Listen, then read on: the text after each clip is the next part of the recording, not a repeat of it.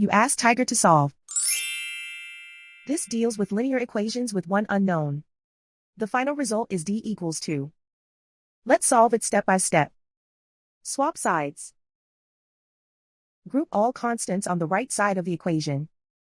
Subtract 1 from both sides. Group like terms. Simplify the arithmetic.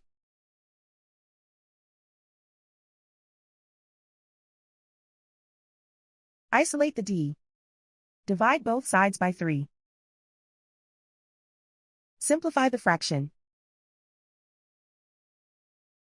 Find the greatest common factor of the numerator and denominator. Factor out and cancel the greatest common factor. And so the final result is d equals 2.